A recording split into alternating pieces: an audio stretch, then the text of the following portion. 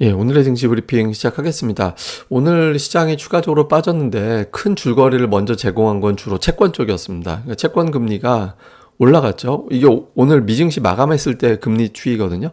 10년물 금리가 4.13% 정도 됐었잖아요. 근데 우리 시장 돌아갈 때 더 올라서 4.14% 거의 4.15까지 올라갔죠. 금리가 계속 올라가니까 미국 금리 올라가면 이자 비용 부담 커지고 그러면 신흥 국가들은 이자 비용도 더 내야 되고 돈 조달하는 것도 어려워지고 그러면 나라가 어려워지는 거 아닌가 이런 걱정이 있죠. 여기에다가 또 이제 강원도에서 나왔던 레고랜드 PF 지급 보증 거부, 이게 사실상 돈 못 갚아 그냥 부도날 수도 있어 이렇게 이제 선언이 돼버리면서 물론 이건 다시 1월에 갚는 걸로 최종 확정이 되긴 했지만 어쨌든 이게 되면서 세상에 국채로 여겨지던 강원도에서 발행한 채권이면 거의 국채급이잖아요. 근데 국채나 다름없는 게 이것도 파산될 수도 있다, 이것도 부도날 수도 있다라면 전체 채권 시장이 불안정해지는 거 아닌가 이런 걱정을 하고 있는 거죠.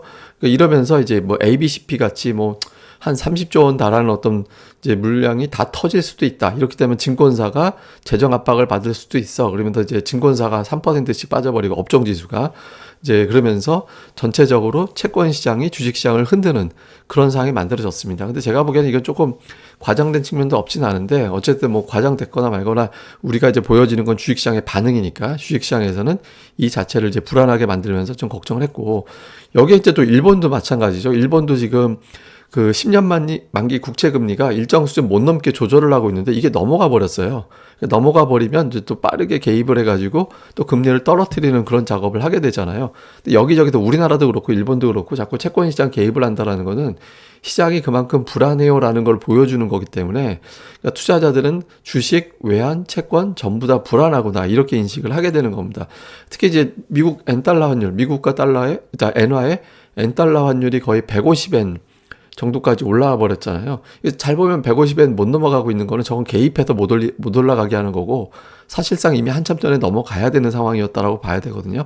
그러니까 금융시장 전반적으로 흔들리는 상황에서 주식을 그대로 들고 있기에는 아무래도 좀 부담이 커지는 그런 상황이었죠. 그리고 여기에 이제 실적에 대한 반응인데 사실 오늘 테슬라 실적이 이 예상치하고 비교를 해보면 되게 차이가 난 게 아니었어요. 이익은 오히려 예상보다 잘 나왔고 매출도 예상했던 거하고 그렇게 큰 차이가 나는 건 아니었거든요. 근데 주식시장에서 반응은 확 밀어내는 그런 반응이 나왔잖아요. 하이닉스 같은 경우도 이미 알고 있는 내용인데 알고 있는 내용이 뭐 증권사 보고서 한두 개 정도 나왔다라고 해서 이제 새삼스럽게 또 부담스럽게 해석이 되는 그런 형태가 되면서 또 하이닉스도 빠지고 이렇게 이제 종목들이 실적에 대한 공포감, 이제 가장 대표적인 성장주, 가장 대표적인 수출주 이런 것들이 각각 이제 빠지면서 이번 어닝 시즌이 심상치가 않고 경기 침체 국면에서는 아무래도 좀 부담이 커질 수밖에 없다. 실적 예측할 수 없다. 그렇게 되면 주식을 좀 팔아놓는 게 현실적이지 않을까 이런 걱정들이 자꾸 쌓이면서 이제 시장을 떨어뜨리는 그런 이유가 됐던 것 같습니다.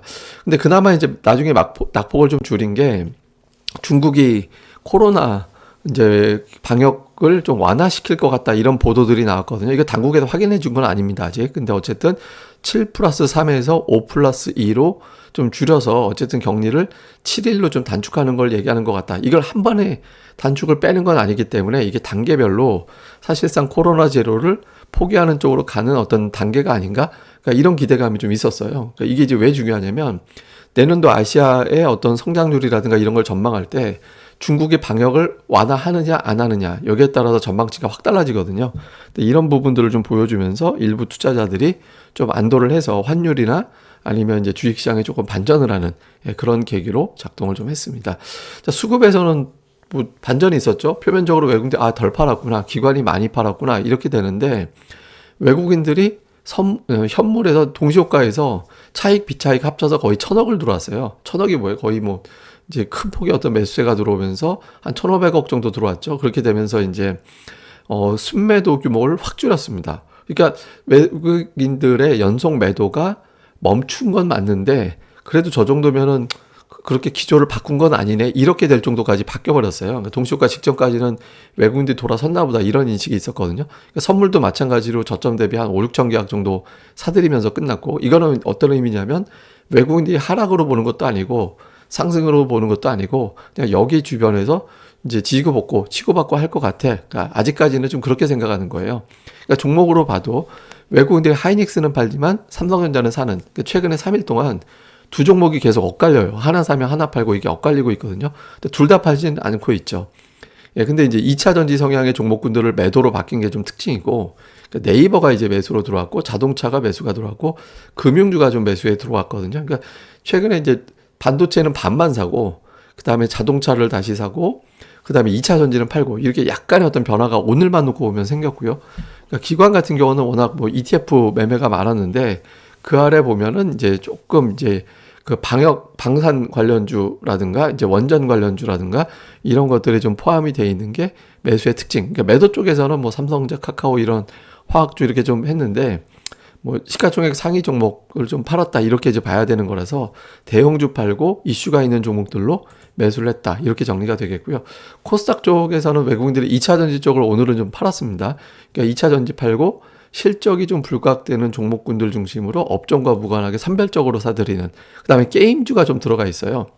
오늘 게임주가 좀 변동성이 있었는데 이제 그런 게 좀 특징이었고, 다음에 이제 엔터주를 다시 좀 사들인 게 종목별로 좀 다르긴 하지만 이제 그런 특성이 있었고요. 기관 투자자들은 뭐 어떻게 뚜렷하게 특정 업종이 있다 이렇게 이제 하기는 어렵고, 코스피와 마찬가지로 좀 원전하고 연결고리가 있는 종목군들이 상위에 좀 포진해 있는 게 약간 좀 특징이었습니다. 그 외에는 이제 좀 종목별로 골라서 담는다 이런 느낌이 조금 더 이제 강했다. 그리고 2차 전지 쪽은 이제 기관 쪽에서도 약간 매도, 이게 이제 뭐 매도가 일시적인지 추세적인지는 좀 봐야겠지만 어쨌든 이제 2차 전지를 양주 시장에서 모두 다 조금 매도하는 경향이 오늘은 좀 나온 하루였던 것 같습니다. 자, 이슈를 보면 목요일은 사실 오늘 뭐 최근에 8주 중에서 5주 하락하고 3주 올랐거든요.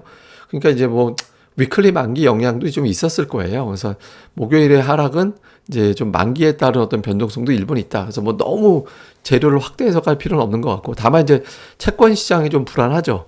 예, 지금 이제 강원도발 문제가 지금 채권 시장을 좀 흔들고 있는 건데, 단기적으로 이걸 깔끔하게 시장에서는 해소하지 못할 거예요.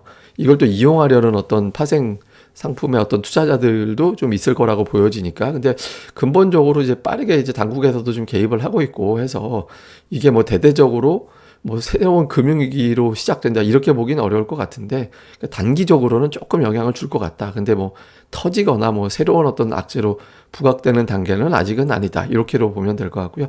다음에 이제 하이닉스 되게 중요한데, 상승폭의 3분의 1 돌렸거든요. 이틀 동안 되게 많이 빠졌잖아요. 그러니까 미국에서 오늘 반도체주가 올랐는데 하이닉스는 실적에 대한 어떤 부정적인 보고서가 더해지고, 또 다음에 이제 미증시 마감 후에 일부 장비주들의 어떤 부정적인 업황 이제 분석 이런 것들이 어울리면서 좀 빠졌거든요. 근데 하이닉스가 61선을 바로 또 이탈해버려서 이게 이제 이틀 정도 낙폭 3분의 1 돌린 상태에서 절반까지 가지 않고 이즈음에서 이제 돌려주고 바로 61선 회복해주는 게 중요하거든요. 안 그러면 61선이 이제 새로운 또 저항이 될 수 있으니까. 그래서 하이닉스가 반전을 하는지 여부가 이번 장에 2200을 버티는지 아니면 이제 깨는지 요걸 좀 가늠이 된다. 이렇게 보면 될 것 같습니다. 근데 사실 시장이 우리 증시가 6분기 빠진 적이 없거든요. 그러니까 보시면 4분기, 5분기 정도 빠지고 그 다음 분기에 반등하는 경우가 많았습니다. 반등하는 건 제각각이죠. 그리고 그 다음이 바로 상승적으로 전환됐다라는 거는 또 제각각이에요.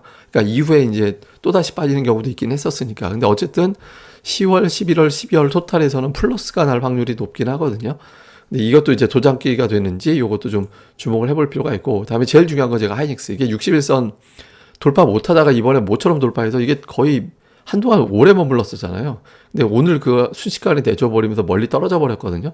요거를 단계 회복하지 못하면 61선이 매우 강력한 저항이었다라는 쪽으로 모두가 바뀌게 되기 때문에 하이닉스가 이걸 회복해 주는지 여부가 투자자들이 시장에 대한 어떤 자신감을 갖고 악재가 일시적이냐 아니면 경기 침체 걱정까지 또 계속 해야 되는 상황으로 가느냐, 이게 가늠이 되니까 하이닉스의 주가 추이가 어떻게 나오는지, 수급이 어떻게 달라지는지 이걸 계속해서 좀 살펴보시는 게 좋을 것 같습니다. 예, 또 추가적인 내용, 자세한 내용은 제가 또 방송을 통해서 계속 전달해 드리겠고요. 그리고 네이버에서 고릴라 리서치 이렇게 검색도 많이 해주시고 방문도 부탁드립니다. 예, 그럼 감사합니다. 다음에 뵙겠습니다.